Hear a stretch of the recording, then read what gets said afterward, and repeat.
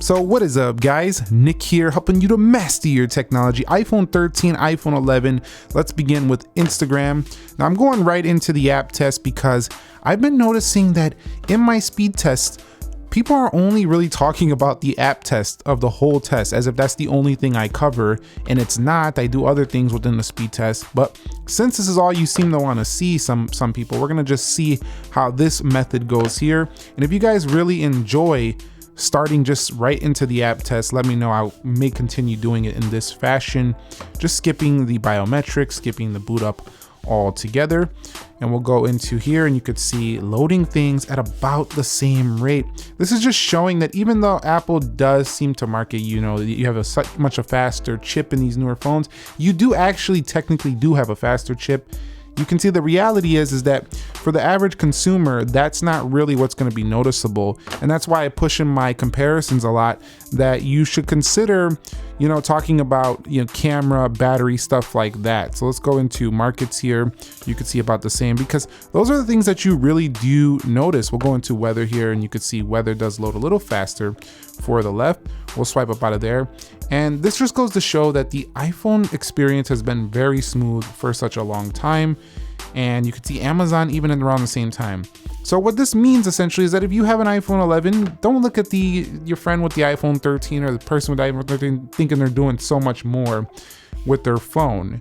If you're doing something a little bit more productive with your iPhone 11, it's probably gonna outshine what they're doing if they're just messing around playing with games and apps on their phone, for example. So what I'm saying is that the iPhone 13 is not a life-changing device. It does have really good cameras, a little bit better than the iPhone 13 or than the iPhone 11, but it's not a life-changing product. It's an upgraded product. Let's go into Asphalt 9, and here's where the iPhone 13 will probably tell me to shut up.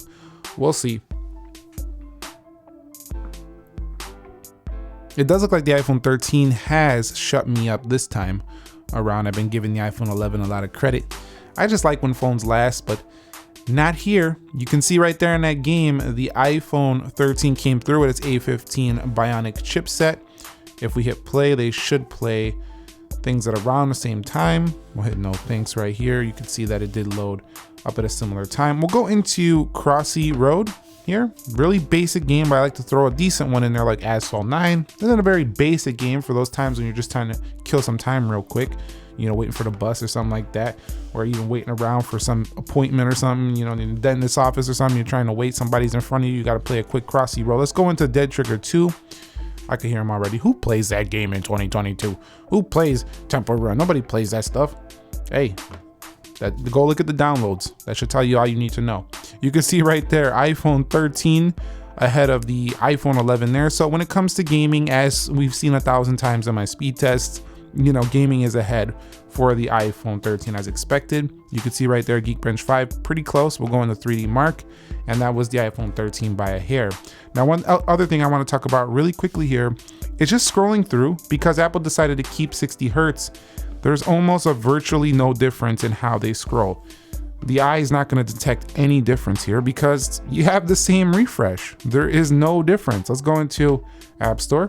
But there is a difference in that you have OLED. It's a much better display quality. You have thinner bezels on the iPhone 13, and you do have a brighter screen overall at 800 nits versus 625. So it's easier to see outdoors. It just looks better altogether, but it's not smoother. That's one thing you should keep in mind. They're about the same in that level of smooth factor. All right, guys, so let's quickly just go back through the applications to see if we get any reloads on each. They both are equipped with 4 GB of RAM. So what that means is that they should actually reload things at the same pace if they do end up reloading. We'll go to Asphalt 9. We'll go into ESPN. We'll go into Best Buy. You can see Best Buy reloaded. We'll go into Clock. We'll go into Calculator. We'll go into Amazon. And iPhone 13 reloads Amazon. iPhone 11 didn't. We'll go into Weather here. And it looks like the iPhone 13 reloaded Weather. We'll go into Market Watch. You could see they kind of both, I think, might have did a little reload there.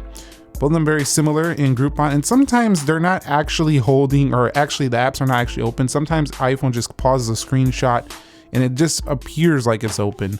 So do keep that in mind. And you'll notice that you just get better RAM management when it comes to things like the iPhone Pro series with their 6 gigabytes of RAM. That would be 12 Pro, 13 Pro, 13 Pro Max, 12 Pro Max, stuff like that. All right, and here is the final Geekbench 5 score, 1740 for the iPhone 13, 1323 for the iPhone 11. So not too far behind on that single. And multi-core 3150 and 114613, so destroying it for the iPhone 13. However, you can see this is around what they should be getting. And we are on iOS 15.2, as you can see right there, operating system 15.2, and then the operating system here is 15.2. So overall, I want to conclude the video here. We're going to make it a little shorter today just because I'm experimenting with this shorter speed test where we just get onto the apps, we get on to the benchmarks. Let me know if you enjoyed this type by giving it a thumbs up. And also if you want to see this format going forward, drop your comments below. Or do you prefer when I do the boot up, you see the iMovie test, the internet test, all the stuff combined in one? Now, if you have one of these phones, also leave your feedback below. Like if you have the iPhone 11, you went to the 13, what do you think about it? It helps people out to decide which is going to be the phone for them, as your real world experience do help others make a decision as well. Subscribe if you haven't already. Nick here, helping you to master your technology. Be sure to be well, and peace.